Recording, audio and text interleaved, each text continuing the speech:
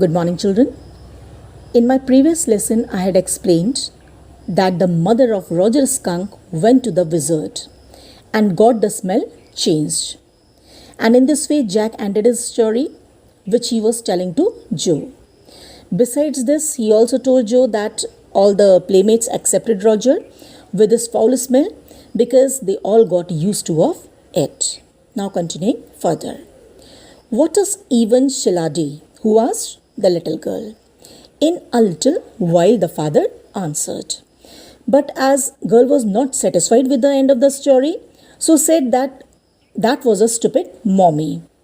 It was not, he said, with rare emphasis, and believed from her expression that she realized he was defending his own mother to her or something as odd. Means Jack did not accept that the mother of Roger Skunk was a stupid mommy. Because Jack had high regard for all the mommies. And when he saw the expression on Joe's face when he was defending Skunk's mother, that she was not stupid when he was saying that, he understood that Joe had realized that by favoring Skunk's mother, he was actually defending his own mother. Because he took that comment, means Jack had taken that comment personally. And as means that's why he wanted to tell Joe that mothers are the best well-wishers for a child, and whatever decision a mother takes for her child is the best decision for him because she knows what is best for her child.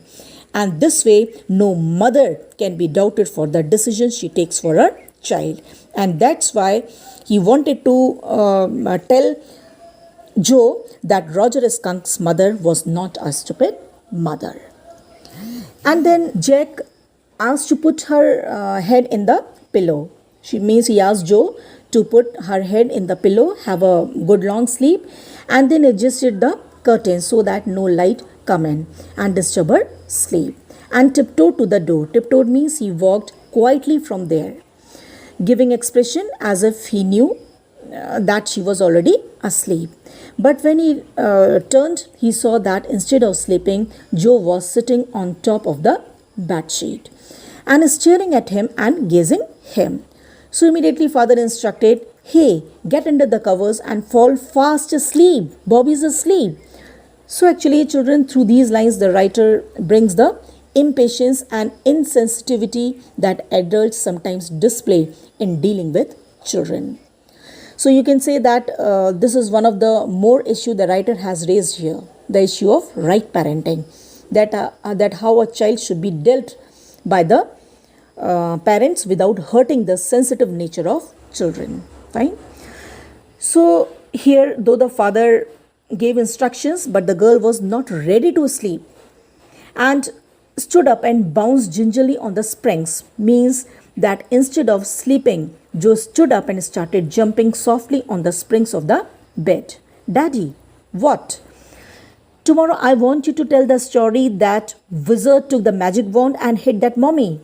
Means while jumping on the springs of the bed, she asked her father to tell her a story the next day that the wizard took his magic stick, his magic wand, and hit that mommy and chopped her plump arms. Means Joe became so revengeful for Roger Skunk's mother that she insisted her father to speak out the next story the next day that wizard chopped the plump arms of the mother forcefully and gave a forceful blow over her head.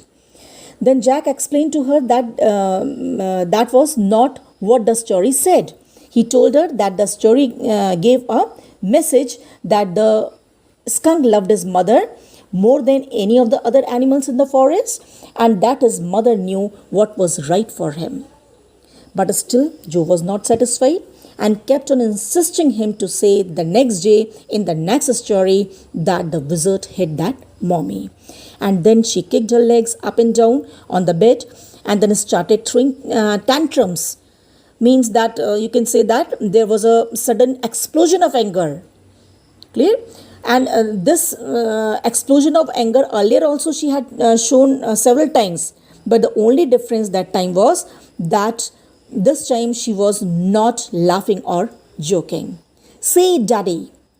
Well, we'll see. Now at least have a rest. So, just to convince her, Jack said, okay, means that tomorrow they would see whether to change the end of the story or not. And then asked her to take rest and stay on the bed like a good girl. And then he went downstairs, and there he saw that his wife was doing the painting work. She had spread the newspaper and opened the paint can and was wearing an old shirt of Jack over her long loose maternity dress. She was painting the chair rail and suddenly he again heard the footsteps above and shouted from there, Johnny, shall I come up there and spank you, beat you? Then immediately he realized the footsteps hesitated, means the steps slowed down. So again, children, what does this line show? Means adults' intolerance is exhibited here. If they feel that their authority is being challenged, they react this way. Then after that, Claire, Jack's wife, told that it was a long story which he was telling to Joe. The poor kid, he answered and sat there because he was completely tired of telling the story which had taken all his energy. But was the labor of his wife who had painted all the wooden work. So all the things around him reminded him of a cage. Clear? And he started thinking as if after marriage they both were caught in a cage.